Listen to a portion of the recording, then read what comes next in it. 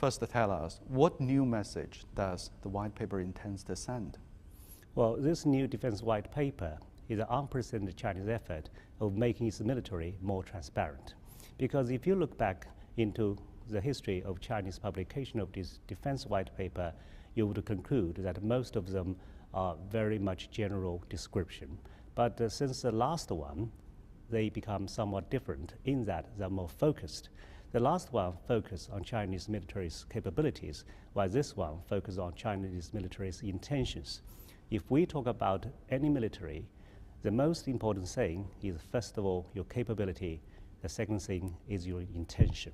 So having published such a defense white paper, it shows Chinese military it is confident, but it's not about saber rattling or flexing up its muscle.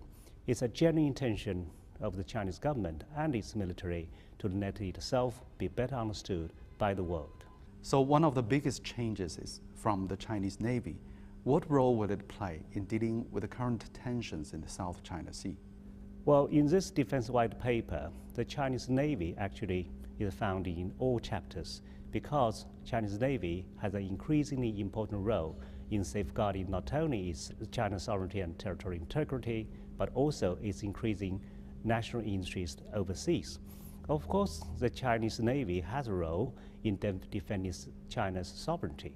Therefore, the disputes in South China Sea is concerned. But we are not talking about using forces in resolving any of our disputes. As a matter of fact, since 1980, China is not using any forces against any neighboring countries. So China's rise is so far very much peaceful.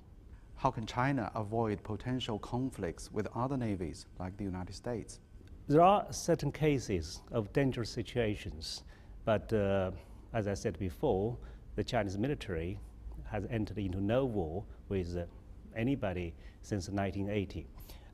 The good thing is, especially since last year, the Chinese military has been very much active in engaging all the other militaries in preventing any crisis. For example, in Qingdao last year, we have agreed to sign a memorandum which is actually called CUSE, a Code of Conduct for Unplanned Encounters on the Sea.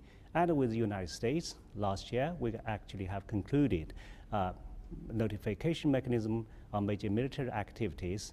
And the second one is on rule of behavior between Air Force and Navy when they encounter on the sea or in the air. But the air-to-air part has to be concluded this year.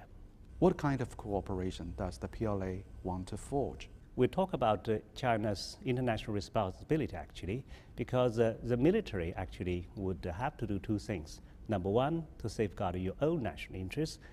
And secondly, if possible, you have to provide international security goods to the international community. Since the Chinese military is the largest in the world, and it is already operating in the different parts of the world. Therefore, the Chinese armed forces definitely have an increasingly important role in providing more security products. And actually it is doing this. For example, in the Gulf of Aden, it is not only escort Chinese ships, but foreign ships as well. And it did something that it actually could not envision in the beginning.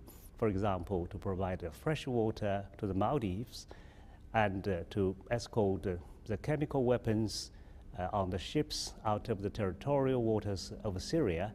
And recently, in the war of Yemen, we actually have evacuated not only Chinese, but a lot of foreign nationals. So the Chinese military, since its very beginning of operating overseas, has been making great efforts to blend the two things together. One is China's national interest, another is international responsibilities. And this would spearhead the future of the Chinese military in the world. Thank you.